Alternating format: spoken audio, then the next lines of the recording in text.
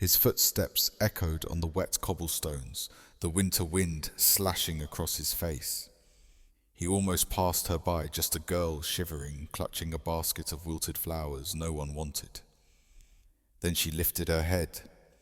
Her lips trembled, her hands raw with cold, but her eyes, those eyes pierced straight through him. In that instant his chest tightened. He reached for his wallet, but she pulled back, shaking her head, whispering something he could barely hear. And in that fleeting moment he realized this was no ordinary encounter. It was the beginning of a truth that would shatter him. If you want to know what happens next, stay with me until the end of the video. And if you still believe deep in your heart that God is always watching over you, silently arranging everything then right now, leave a comment saying Amen below this video. Because who knows, at the very moment you write those words, a blessing may quietly enter your life. The winter air in Savannah had a way of cutting straight through. A person damp and heavy, carrying the scent of the sea. On nights like this, most people hurried home, wrapping their coats tightly, eager to escape the chill. But Thomas Whitaker, 45 years old, and dressed in an expensive wool coat, walked without hurry down the cobblestone streets. His life, built on wealth and success, felt emptier than the cold air around him. For years, Thomas had learned to live with silence. His house was large but quiet, filled with echoes instead of laughter. He had lost his daughter in a car accident 10 winters ago, and not long after his marriage had collapsed under the weight of grief. Since then, business had been his only companion. To the world, he was powerful. To himself, he was a man drifting, carrying a wound that time had never healed. As he turned a corner near the old market square, his eyes caught a figure sitting on the curb. A young girl, maybe 11, hunched over a small basket of flowers. The petals were drooping, tired, already touched by the cold. She clutched her thin coat tighter, her breath visible in the icy air, yet her eyes searched the street with a quiet hope, as if still believing someone would stop and buy a flower. Thomas slowed his steps. Something about her made his heart tighten. She was not just selling flowers. She was clinging to them as if the basket was the only thing keeping her from collapsing completely. People walked past, glancing briefly, but moving on, unwilling to waste money on withered blooms. The girl looked up for a moment, and their eyes met. Thomas saw something he had not expected, an echo of his lost daughter in the child's tired gaze. It was only a fleeting second, but it shook him deeply. His chest tightened as memories came rushing back, small hands clutching his arm, a laugh that once filled his world, the silence that followed when it was gone. He told himself to keep walking. It was not his business, yet his feet refused to obey. Something inside whispered that this night, this meeting was not by chance. Thomas stood a few steps away, his hands buried in the deep pockets of his coat. He told himself again that it was none of his concern, yet something about the girl's stillness, her quiet endurance, rooted him to the spot. The streetlights cast a pale glow over her small frame. She could not have weighed more than a bundle of firewood, and yet the weight she carried seemed far heavier. He approached slowly, almost cautiously. "Cold night," he said gently. The girl startled, her thin shoulders rising. She looked at him with wide, wary eyes, the kind of eyes that had already learned not to trust. "Yes, sir," she whispered. Her voice was soft, hoarse from the wind. She lowered her gaze quickly, as though she feared even speaking too much might cost her something. Thomas glanced at the basket. The flowers were limp, their colour fading. Daisies, roses, even a few carnations once alive with brightness, now wilted and dull. How much, he asked. Her lips parted, unsure if he was serious. $2 for a bunch, she answered.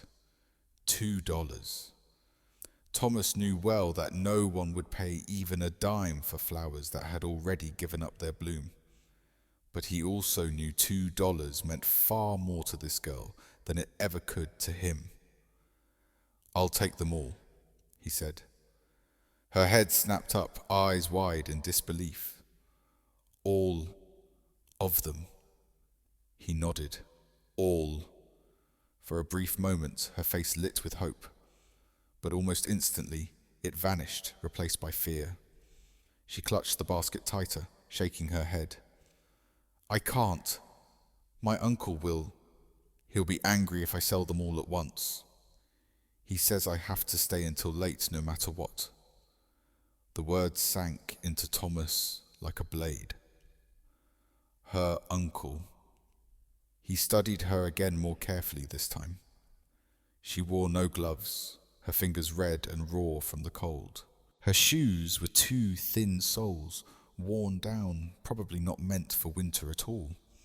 She was not simply poor, she was neglected. "What's your name?" he asked softly. "Lila," she murmured, as if even her own name might betray her. "Lila Thomas," repeated, tasting the sound. The name carried a fragile beauty, like the girl herself. "And your parents?" Her lips pressed together, her eyes darting away. After a pause, she said quietly, "They're gone." Thomas felt his chest constrict. He wanted to ask more, but he saw the way she wrapped her arms around herself, as though words themselves could hurt. She was guarding secrets, secrets too heavy for a child. Just then, a man's voice rang out from across the street, harsh and impatient. "Lila, what are you doing, just sitting there?" Lila flinched as though struck. Thomas turned to see a man stumbling from the doorway of a bar. His coat wrinkled, a bottle still in his hand. His face was flushed with drink, his steps unsteady, but his eyes burned with mean authority. The man stormed across the street, glaring at her. "I told you to keep selling, not just stare at people." His hand shot out, gripping her arm roughly. Thomas's instincts surged. He stepped forward. "Is there a problem here?" The man sneered, looking Thomas up and down, noticing the expensive coat, the polished shoes. "Who are you? Some stranger throwing his money around. This is my niece, and she knows better than to slack off." He shook her arm once before releasing it with a shove. Lila bit her lip hard, her eyes downcast, silently enduring. Thomas's blood boiled, but he forced his voice to remain calm. "She's a child," he said firmly. "Standing in the cold all night is no place for her." The man's laugh was bitter. Child or not, she owes her keep. Food and shelter don't come free. With that, he turned back toward the bar, muttering curses under his breath. Lila's small hands trembled around the basket. "I'm sorry," she whispered quickly. "Please don't make trouble. If he thinks I complained, it'll be worse later." The fear in her voice sliced deeper than the cold. Thomas wanted to argue to call the man back, but he saw the panic in her eyes. This was not the first night she had endured such treatment, and it would not be the last unless something changed. He crouched slightly, lowering his voice so only she could hear. "Lila, do you go to school?" She shook her head slowly. "My aunt says school is useless. She says I have to work instead." Her words confirmed what Thomas already suspected. This child had been robbed not only of comfort, but of a future. For a long moment, Thomas said nothing. He stood there, the damp winter wind cutting through him, but all he could feel was the storm rising in his chest. He had spent 10 years hiding from pain, building walls to keep the world out. And now, with one glance into this girl's eyes, those walls began to crack. "I'll come back tomorrow," he said finally. She looked up at him, confused. "Why?" "Because no child should be alone out here. he answered simply. And though he turned to leave, his mind did not. The image of her small and fragile against the winter night burned into him like fire. For the first time in years, Thomas felt something stir inside, a sense of purpose, and the whisper of a promise he could not yet name. The following evening, the air was even colder heavy, with the kind of damp chill that crept into bones. Savannah's streets glistened with a thin layer of mist, and the lamps cast halos of pale yellow through the fog. Thomas found himself walking towards the same corner near the market square, though he hadn't told a soul where he was going. A voice in his mind asked why he was doing this, why he, a man with everything, was suddenly concerned with a girl he had just met. But his heart knew the answer before his mind did. When he reached the square, there she was. Lila sat on the curb, once again, her basket of flowers, looking no better than the night before. She was hugging her knees, blowing into her hands for warmth. The sight made Thomas's throat tighten. He wondered how many nights she had endured like this, invisible to the world. "Evening, Lila," he said gently. She looked up, surprise flickering across her face, quickly replaced by a shy smile. "You came back," she whispered. "I said I would," Thomas replied. "How was today?" She shrugged her thin shoulders, rising beneath her worn coat. "No one buys flowers in winter. They just laugh sometimes." Before Thomas could answer, a loud voice cut through the street. "There you are again!" Both turned to see a man storming toward them from the direction of a well-lit shop. He was tall, broad-shouldered, his face sharp with irritation. The sign above his store read, "Hayes, Floral and Gifts." "You again, girl," the man barked. "How many times have I told you not to sit near my shop? You scare off paying customers with your wilted weeds." Lila shrank back, clutching her basket tightly. "I'm not near your door, Mr. Hayes," she said softly. Don't talk back to me, Victor," Hayes snapped. His eyes narrowed on Thomas, taking in his fine coat and calm stance. "And who are you? Another bleeding heart who thinks buying pity flowers makes a difference?" Thomas stepped closer, his voice steady but edged with quiet authority. "I don't see how a little girl with a basket of flowers threatens your business, Mr. Hayes." Victor sneered. "Threatens? She cheapens it. Customers don't want to see some ragged child peddling garbage on the sidewalk. This is a respectable shop." Thomas felt heat rise in his chest. Respectable would be offering her a bit of kindness, not chasing her off like a stray dog. The shopkeeper's expression darkened. "Listen, mister. I don't care who you are, but this is my street. I've already called the police once about her, and I'll do it again. Kids like her don't belong here. They belong anywhere else." Lila's face drained of colour at the mention of police. She held her basket tighter, her body trembling.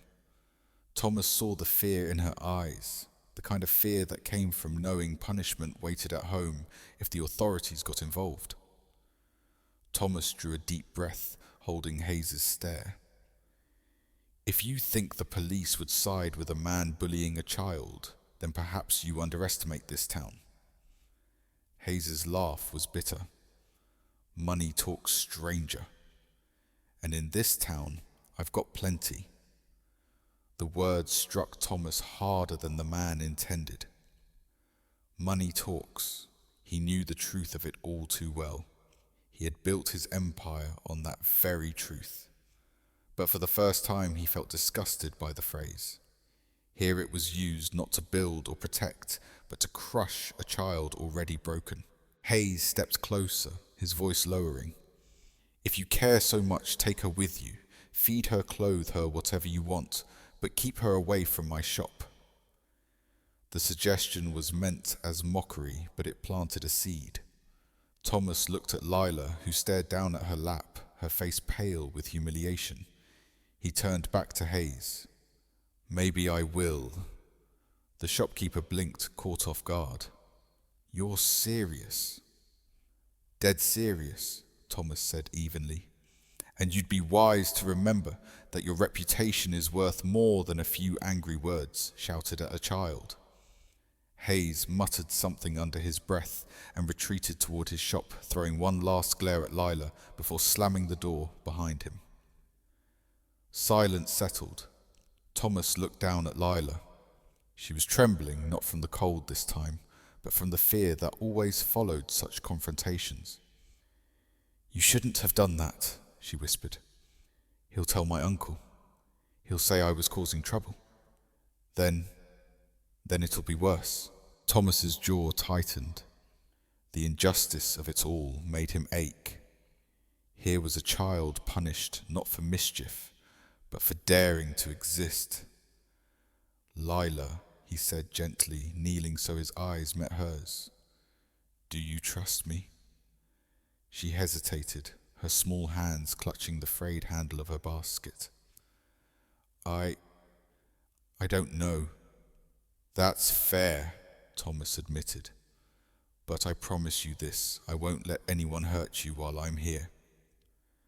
Her lips trembled, as though she wanted to believe but had been taught not to. For Thomas, that moment was a turning point. He realized he could no longer be a bystander. The girl had already etched herself into his heart, her suffering stirring something fierce inside him. The walls he had built for 10 years were cracking and light was beginning to seep through.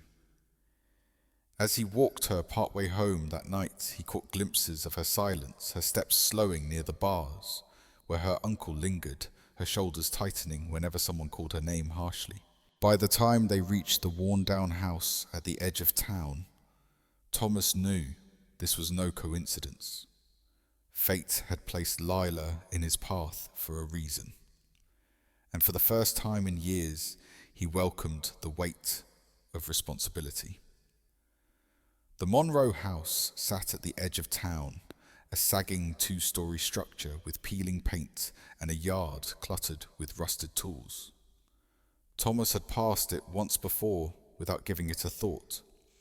Tonight, guided by Lila's hesitant steps, he saw it for what it truly was, not a home, but a prison. As they reached the porch, the front door swung open. A woman stood, framed in the doorway, her arms crossed tightly over her chest. Claudia Monroe's sharp eyes immediately narrowed on Lila. "You're late," she snapped. Her voice was thin and cutting, carrying the edge of someone used to scolding. "And where are the flowers? Don't tell me you sold nothing again." Lila froze, clutching her empty basket to her chest like a shield. She began, but her words faltered. Claudia's eyes shifted to Thomas, studying his fine coat, his calm posture. Suspicion spread across her face. "And who's this?" Thomas stepped forward, his voice measured. "My name is Thomas Whitaker. I happened to see Lila selling flowers last night. Tonight I made sure she got home safely." Claudia's lips curled into a thin smile that did not reach her eyes. "Well, how very noble of you. But she doesn't need a babysitter. She needs discipline." She yanked the basket from Lila's arms, inspecting it with disdain. "Worthless. Not a single flower sold. Derrick will be furious." At the mention of his name, a heavy tread echoed from within the house. Derrick Monroe appeared, his frame filling the doorway, the smell of liquor preceding him. His eyes landed on Thomas, then on Lila, then back again. "Who the hell are you?" he growled. Thomas met his glare without flinching. "Thomas Whitaker. I saw Lila on the street and wanted to make sure she was safe." Derrick let out a harsh laugh, slapping the door frame with his hand. "Safe? She's fine. She's got a roof. She's got food, doesn't she? She just needs to earn her keep. She's 11 years old, Thomas said firmly. What you're asking of her is not work, it's exploitation. Derrick's face darkened.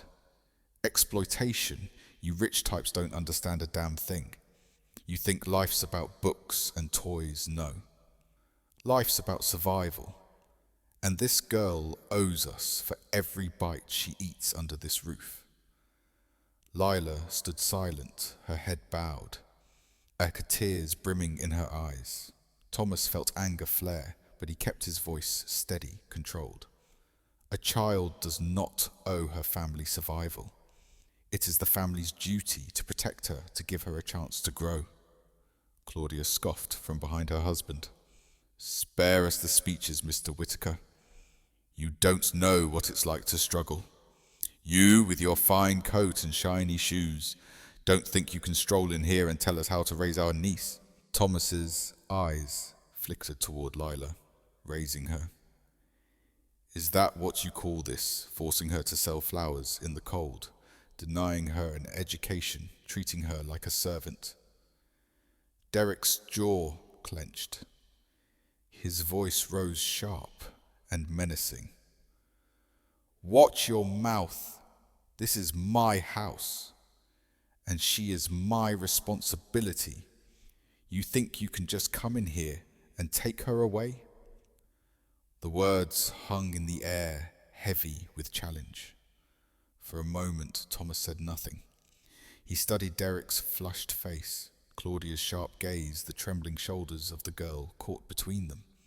He thought of his own daughter, of the laughter that once filled his home, and of the silence that had replaced it.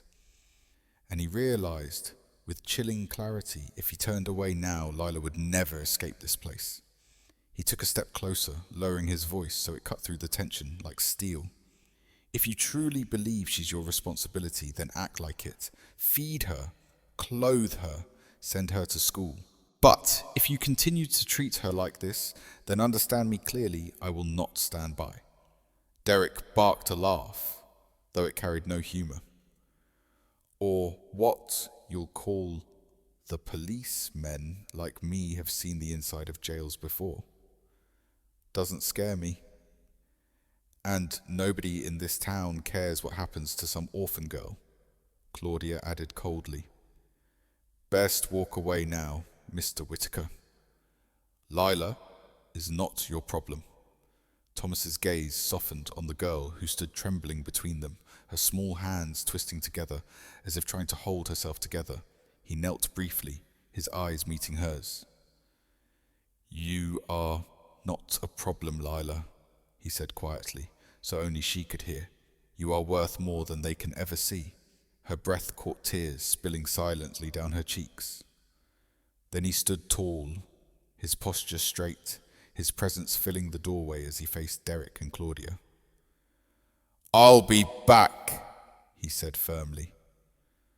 And when I do, I expect to find her treated better. Otherwise, he let the silence linger, heavy with unspoken consequence. Derrick sneered, trying to mask the flicker of unease in his eyes. You've got no right. Maybe not, Thomas replied, but I have power, and I'm not afraid to use it. The tension was thick, unbroken, even as Thomas turned and walked away. Behind him, he heard Claudia's sharp voice and Derrick's muttering curses. But above it all, he heard the faint, shaky breath of Lila Monroe, the sound of a child who for the first time realized someone might actually stand up for her. As Thomas stepped into the cold night, he knew there was no turning back. This was no longer a matter of chance. This was a battle he was willing to fight. 2 nights passed before Thomas returned to the Monroe house. In those nights, sleep had abandoned him. Every time he closed his eyes, he saw Lila's trembling shoulders, her small hands clutching that empty basket, her eyes filled with silent pleas. He could not shake the image. It gnawed at him, demanding action. He had lived too long in silence, watching life pass by from behind the walls of his wealth. But now he knew his money, his influence, his very presence could no longer be wasted. If fate had placed Lila Monroe in his path, then it was his duty to stand for her. That evening, as the winter wind swept through Savannah's streets, Thomas arrived not as a passerby, but as a man with purpose. Inside the Monroe house, Derrick's voice thundered through the walls. "You worthless girl, not a single dollar last night, and you think you can sit at my table?" A crash followed something thrown, perhaps a plate. Lila's whimper carried faintly into the night. Thomas didn't knock. He pushed the door open, stepping inside with a steadiness that startled the room. Derrick whirled around, red-faced and clutching a half-empty bottle. Claudia stood behind him, her lips pursed in thin disapproval. Lila sat hunched in the corner, her face streaked with tears. "You again," Derrick spat. "Didn't I tell you to stay out of my business?" Thomas closed the door calmly, his gaze never wavering. "This stopped being your business the moment you laid hands on her," Claudia scoffed. "Hands, she exaggerates. Children need discipline." Thomas's eyes darkened. Discipline is not bruises. Discipline is not stealing a child's childhood. He turned his attention back to Derrick. "I warned you. You chose not to listen." Derrick staggered forward, bottle raised as if to strike, but Thomas did not move. His voice cut through the air, sharp and commanding. "Put it down." For a moment, the room froze. Derrick's arm trembled, his drunken bravado clashing with the undeniable authority in Thomas's tone. Finally, with a curse, he slammed the bottle onto the table glass, rattling. "You think you can just take her?" Derrick sneered. "You think you can walk into my house and steal what's mine?" "She is not yours," Thomas said firmly. "She is a child, a human being, and tonight she leaves with me." Claudia stepped forward, her face twisted with rage. "You can't. She owes us. We fed her, clothed her. You shackled her," Thomas interrupted. "You stole her right to live freely. That ends now." Derrick let out a cruel laugh. "And what if we say no? You'll call the police. They'll laugh in your face. Nobody cares what happens to some orphan." Thomas reached into his coat pocket and laid a folded document on the table. "I don't need their laughter. I have this." Claudia snatched it up, her eyes scanning the paper. Her face paled. What is this legal guardianship petition?" Thomas explained, his voice steady. "Filed this morning with the county court. I've already spoken to social services, the police, and the mayor. They know Lila Monroe. They know her circumstances. And they know me." His eyes bored into Derrick's. "When I speak, they listen." The colour drained from Derrick's face. Claudia sputtered, You can't just..." "Oh, I can," Thomas cut in. "And I will. Effective immediately, Lila is under my care until the court finalizes the decision. You have no authority over her anymore." Lila's breath caught. She looked up, wide-eyed hope flickering like a fragile flame. Derrick's fists clenched, but the fight in him faltered. He knew the name Whitaker and what it meant in Savannah. Thomas Whitaker wasn't just another wealthy man. He was a force, a figure the town respected and feared. To challenge him was to invite ruin. Thomas bent down, extending his hand to Lila. "Come on, Lila. It's time to go." For a heartbeat, the girl hesitated, as though afraid the moment was a dream. Then, with trembling fingers, she placed her small hand in his. The simple touch broke something inside Thomas. Her hand was so light, so fragile, yet the trust she gave him in that moment weighed more than any deal he had ever made. Claudia's voice shrieked from behind. "You'll regret this. She's trouble. She's nothing but a burden." Thomas didn't look back. No child is a burden, but neglect, that's the burden you'll live with. Together, he and Lila stepped out into the cold night. The winter air bit at their faces, but for the first time, Thomas felt warmth bloom in his chest. The girl beside him was silent, but her steps grew steadier with each stride. They walked past the market square where she had once sat, alone past the flower shop where Hayes still watched bitterly from his window. And as they moved through the misty streets of Savannah, Thomas knew the fight was not over. Legal papers were only the beginning. Derrick and Claudia would not give up easily. But Thomas was ready. He had the means, the power, and most importantly, the will. And for Lila, for this small girl who reminded him of everything he had lost, he would fight until the very end. Winter in Savannah pressed on, yet for Lila Monroe, the cold no longer meant sitting alone on a curb with wilted flowers. Now it meant warmth, a fire in the hearth, a bed of her own, and meals she never had to beg for. At first, she moved through Thomas Whitaker's house as though she were trespassing. She whispered when she spoke, folded her clothes too neatly, and offered to scrub floors to earn her keep. Thomas would stop her gently each time. "You're not a servant here, Lila. You belong." Gradually, her walls began to crumble. Her laughter, hesitant at first, slowly filled the quiet halls. And with every sound of her voice, Thomas felt something stir inside him. Something he thought he had buried with his daughter years ago. One evening, as they sat near the fire, Lila asked, "Do you think I'll ever get to go to school?" Like other kids, Thomas smiled. He had already spoken to the local principal. "Yes, Lila, not only will you go, you'll do wonderfully." Her eyes lit with a joy so pure it made his chest ache. For years, his house had been silent. Now it carried the sound of hope. The townspeople began to notice the change. They remembered the frail girl with wilted flowers and saw her now, walking beside Thomas with steady steps. Whispers turned to admiration. Even those who once ignored her suffering began to soften.